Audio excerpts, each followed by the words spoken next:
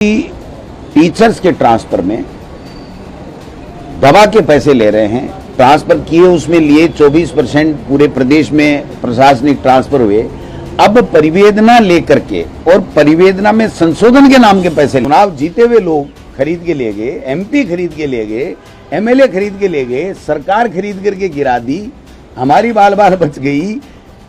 अभी प्रदेश कांग्रेस कमेटी की जो कोर कमेटी है उसमें सीनियर लीडर्स आते हैं, उनकी बैठक हुई है और जो कार्य योजना बनानी है चुनाव को लेकर के, किस प्रकार से प्रचार प्रसार होगा, कैसे टिकटों का वितरण होगा, कैसे संगठन और सारे जनप्रतिनिधि मिलकर के कैसे लड़ेंगे और क्या लोकल इश्यूज 2.5 साल में प्रदेश स्तर के हैं, क्या इशू विधानसभा और जिलों के अंदर हैं, उन सब पे विस्तार से चर्चा हुई है। और ये तय हुआ है कि 2-3 दिन के अंदर हम एक बैठक और बुलाएंगे जिसमें तमाम विधायक प्रत्याशी, संगठन के पदाधिकारी, हमारे सारे सीनियर लीडर आएंगे और उस दिन हम लोग आगाज करेंगे इन चुनावों के अंदर जाने का और दमखम के साथ लड़ करके चुनाव जीतने का। जो भी सुझाव आए हैं उनको प्रदेश कांग्रेस कमेटी ने गंभीरता के साथ में सुना है, समझा है और उसकी पालना में हम लोग काम करेंगे। अभी दूसरे दिन का जो जिलों का जो महत्वपूर्ण नेताओं को, जो हमारी जो कोर कमेटी वहाँ की जो पीएससी है जिलों की, उनको बुलाया गया है। उनमें भी कल शायद 27-28 जिलों के लोगों से मुलाकात हुई है, आज उनसे भी करेंगे। और एक सबसे बढ़िया बात जो कॉमन ये आ रही है कि जो हमारे समय में काम हुए थे उनका 5% काम भी इस 2.5 साल में इनके द्वारा नहीं किया गया है। 2.5 साल में लोग दुखी हैं और लोग ही नहीं बल्कि बीजेपी के लोग भी दुखी हैं और एक भी काम हुआ नहीं है। जानबूझ करके इन्होंने चुनाव टाले और चुनाव टालने की वजह से जो केंद्र से ऐड मिलनी चाहिए थी नगर निगमों को, नगर निकायों को, वो भी लैप्स हो गई। पंचायत राज के चुनाव में जो टीएफसी एसएफसी का पैसा मिलना था वो पैसा भी हमारा 1900 करोड़ रुपए के लगभग लैप्स हो गया।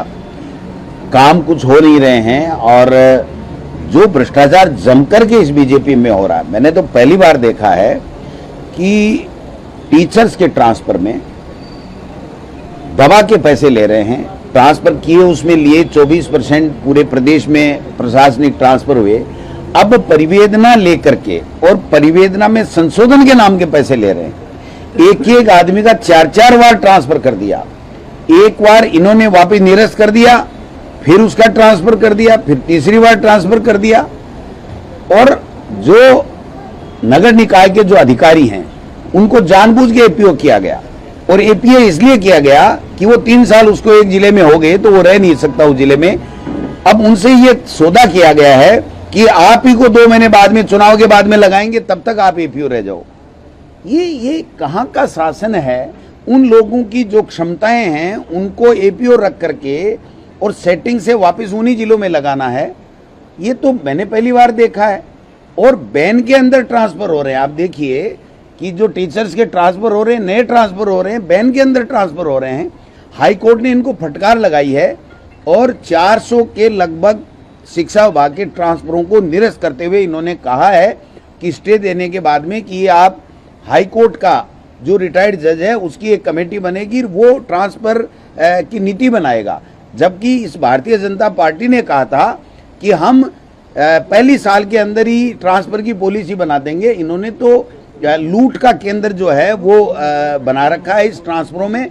और शिक्षा विभाग में तो 2-3 जगह जो है वो काउंटर खुले हुए हैं। आरएसएस का काउंटर अलग खुला हुआ है, बीजेपी के मंत्री का अलग खुला हुआ है, ब्यूरोक्रेट्स का अलग खुला हुआ है। अस्थायी चार्ज है आज भी डायरेक्टर माध्यमिक शिक्षा, डायरेक्टर एलिमेंट्री, दोनों का अस्थायी चार्ज है। उच्च शिक्षा का अस्थायी चार्ज है, आरपीएससी के सेक्रेटरी का अस्थायी चार्ज है। आप देखिए कौन सी सरकार, कैसी सरकार चल रही है। और पैसे लेकर के अगर ट्रांसफर होने चालू हो गए, आरएस के ट्रांसफर हुए, उसमें भी बहुत शिकायत है साहब। मैंने पहले भी कहा था और उसको ठीक भी किया। 1-2 जगह मैंने कहा, एक 4 बार का एडीएम रह गया, वो एडीएम लग गया, उसको वापस भी ठीक किया, एडीएम भी लगाया है। लेकिन ये कर कौन रहा है, हो कहां से रहा, मेरे तो समझ में नहीं आ रहा भाई। जिसको 2 महीने पहले किसी को पदस्थापित किया और उसके बाद में उस अधिकारी को फेंक दिया और पैसे लेकर के दूसरे को लगा दिया। तो ये खेल कर कौन रहा है, मेरे समझ में नहीं आया। तो मैं समझता हूं कि पूरे की पूरी जनता है वो इनके कुशासन से, इनके भ्रष्टाचार से, इनके उससे त्रस्त है और नगर निकाय के चुनाव में और पंचायत राज के चुनाव में इनको सबक सिखाए। कल बीजेपी की महाबैठक हुई, उसमें जो मुख्यमंत्री है उन्होंने कहा कि ट्रिपल इंजन की सरकार बनेगी। ट्रिपल इंजन की तो डबल इंजन तो मोदी जी हो गए, भजन लाल जी हो गए, ट्रिपल इंजन राजेंद्र जी राठौड़ को मान रहे हैं, वो तीसरा इंजन या किसको मान रहे हैं बताओ हैं? तो ये ट्रिपल इंजन कैसे हुआ?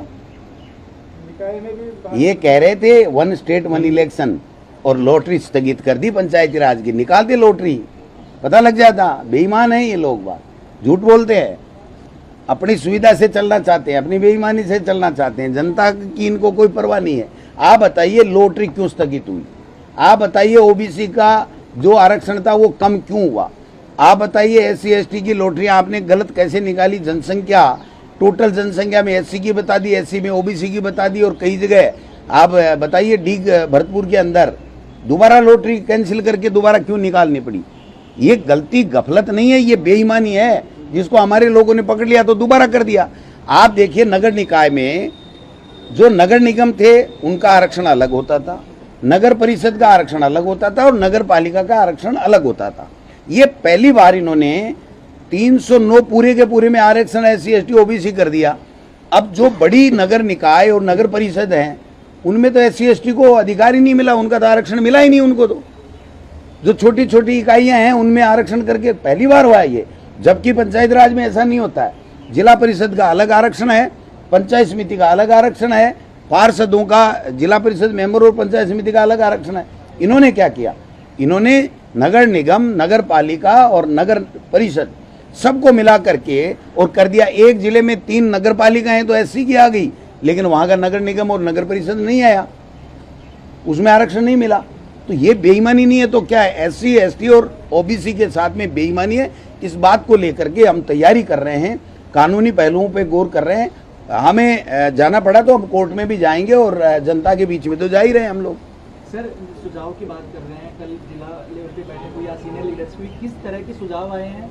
टिकट उम्मीदवार चयन से लेकर टिकट के बारे में भी कोई फॉर्मूला या? बिल्कुल बिल्कुल, देखिए जो सुझाव आए हैं उसमें यही है कि जो जनप्रतिनिधि और संगठन के लोग मिलकर के अच्छे उम्मीदवारों का, जिताऊ उम्मीदवारों का और टिकाऊ उम्मीदवारों का और युवा का सिलेक्शन करें। यूथ पे हमारा फोकस रहेगा।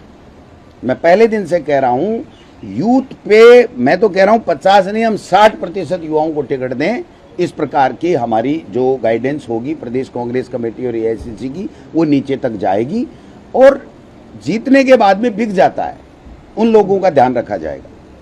जिसको टिकट नहीं मिली, निर्दलीय जीत गया, लेकिन 5 साल कांग्रेस के साथ उसने मिलकर के काम किया है, उन पे विचार कर सकते हैं। लेकिन हमारा जीता हुआ हो चाहे इंडिपेंडेंट हो, जिसने 5 साल बीजेपी के साथ काम किया वो स्वीकार नहीं होगा। ऐसा सुझाव सब लोगों का आए। एक और सवाल, जो टिकाऊ की बात करें, कई बार सिंबल पर जीतने के बाद बोर्ड बनना लगभग तय हो जाता है लेकिन पाला बदल लेते हैं, पिछली बार ऐसा हुआ? ये भाई देखो, ये बीजेपी की खरीद फरोख्त की पॉलिसी जो है वो पूरे देश में चल रही है। आप बताइए, बंगाल के अंदर चुनाव जीते हुए लोग खरीद के ले गए, एमपी खरीद के ले गए, एमएलए खरीद के ले गए, सरकार खरीद करके गिरा दी, हमारी बाल बाल बच गई।